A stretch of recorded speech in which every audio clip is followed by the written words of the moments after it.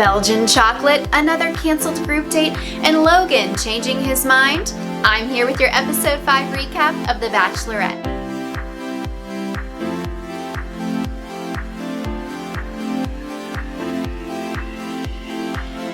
Welcome back to Roses and Proposes, your go-to Bachelor Nation recap show. I'm your host, Kelly Johns, bringing you weekly recaps of Gabby and Rachel's journey to love. This episode starts off with Logan finally going to talk to Rachel about what he's been struggling with all these weeks. We've seen in past episodes he keeps telling us, the audience, that he still has feelings for Gabby, but he has yet to say anything to the women. So he goes to Rachel's room and tells her, "I'm sorry, I actually want to pursue Gabby." And she's like, "Okay, then why have you been accepting my roses for multiple weeks now?" And he keeps trying to justify himself and compliment her and how she's so amazing. And she's like, "Look, just stop. Nothing you say is going to make this better. So thank you for telling me goodbye." She's really upset afterwards. She's crying to the camera, understandably so. She kind of keeps being hit with rejection after rejection. And even though she has a great group of guys who do really want to pursue a relationship with her, it must really be hard hearing multiple guys tell you they like you and then change their mind. Also have to point out how pretty she looks even when crying, and that her skin just is looking immaculate. So after Logan breaks up with Rachel, essentially, Jesse Palmer comes to listen to Rachel, hear her out, try to validate her. She says she feels like a failure as the Bachelorette and that she feels bad that each week these guys have to keep helping her feel better. And Jesse reassures her that there is no perfect way to be the Bachelorette, that it's literally impossible. And she does feel a little bit better by Jesse, but she does decide to cancel the group date. So the guys are walking around. They think they're about to hang out with Rachel. They're walking through town, tons of footage of them. We don't know how long they're actually walking around before they find out, sorry, Rachel's actually not coming. And Logan isn't on this group date. He's not walking around with them, and the guys don't know why yet. Well, he's not there because he is in Gabby's hotel room, telling her his true feelings. She opens the door. She's not expecting him, or at least she pretends that she isn't. They sit down and he immediately tells her, "Look, I have felt this strong connection with you from the start. I was hoping you would give me your rose, but I did accept Rachel's to just stay here, basically."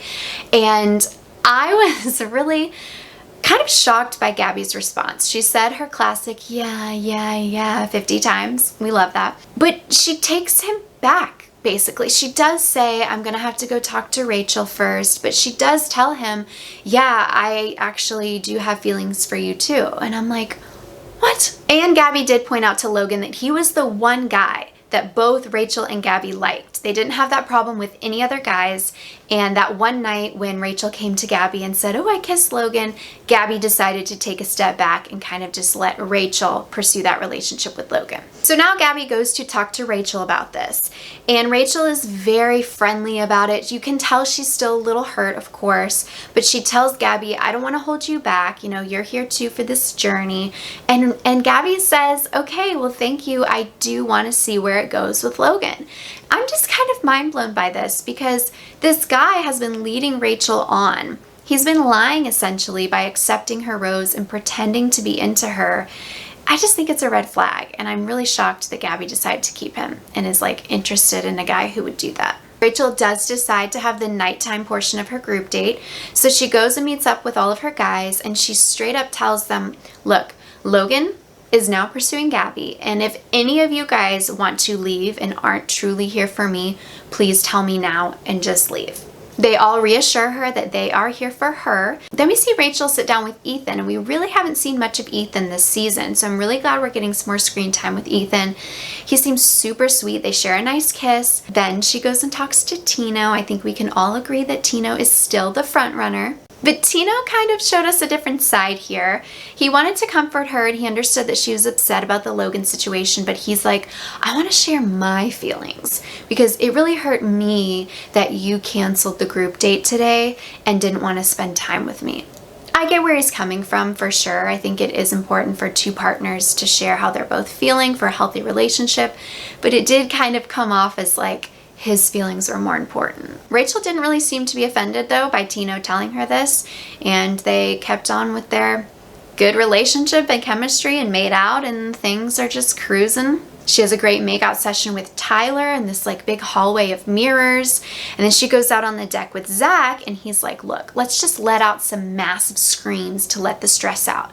So they scream their heads off. Then it's time for the group date rose. And of course, our boy Tino gets the group date rose. There's kind of some tension among the guys. They just kind of like stare at him and he's like, yep.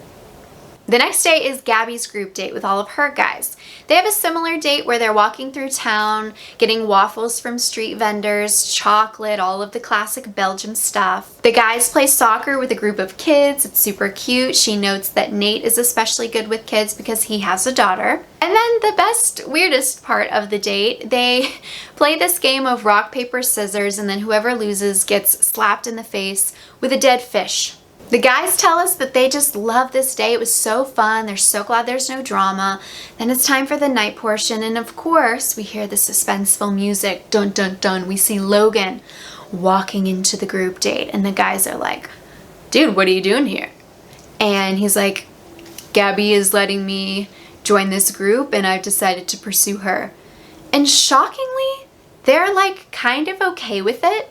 I think this is one of the only times in Bachelorette history that we've seen this level of like drama and then the other contestants not really react that like strongly. I expected these guys to be like, no way, like really pissed off about it. And they were really mature, which was impressive. And then the group date rose went to Nate.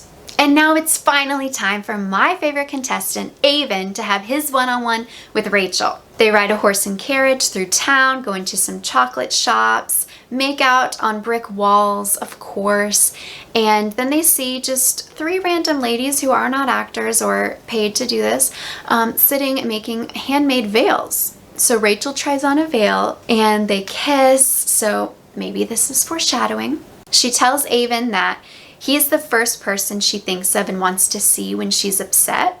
That was a little surprising. I know that she's super into Avon, but that was a bold statement. Later at their dinner date, Avon shares a lot about his family and his past. He shares that he's super close with his mom now and gives Rachel a bracelet that his mom made for him and says that she can hold on to it for the rest of the season for good luck.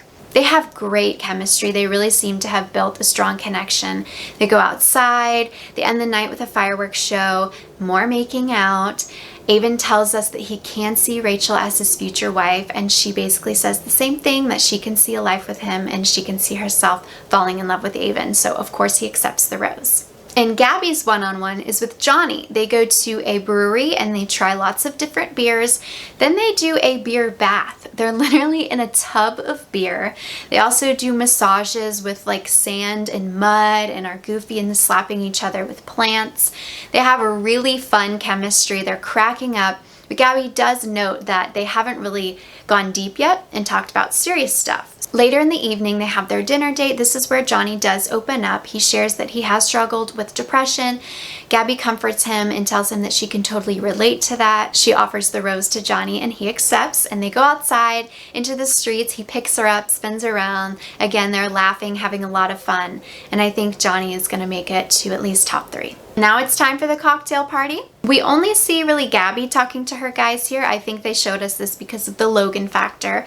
But first we see her talking to Nate. She gifts him Belgian chocolate for his daughter. She talks to her other guys, but then she talks to Logan again. And they're really hitting it off. And I don't know why this bothers me. I should be happy for whoever's happy. They play the rock, paper, scissors game with the fish again because he wasn't there on that group date. They make out hardcore. And I think this is pretty much telling of what happens next. Rose ceremony time. They're standing out on the pool deck of the cruise ship in the freezing cold. Everyone is shivering. I don't know why they chose this location when they have a massive cruise ship to themselves with other gorgeous indoor spots. Gabby starts to hand out her first rose, and remember that Nate and Johnny already have roses from Gabby. Her first rose goes to Jason, who I think is gonna win. And Gabby also gives out roses to Spencer, Eric, and drumroll please, Logan. And Rachel looks pretty upset when she says Logan's name. They show a little reaction of her. She tries to keep her cool, but she looks pretty hurt still. And for Rachel, Tino and Avon already have roses, and she hands out roses to Zach, Tyler, and Ethan, which means Meatball is going home. And for Gabby, Mario and Michael are going home. Then Gabby and Rachel tell their guys that they are headed to Amsterdam. We see a preview for next week. It is full of some very high highs and some very low lows. It looks like some of the guys are maybe changing their minds again and make the women very upset. So it's going to be interesting. Well, that's it for episode 5 of The Bachelorette. Thanks for tuning in to Roses and Proposes. Make sure to subscribe, leave a comment with your predictions for the rest of the season. Check out my parodies as well on my channel. We'll see you next week.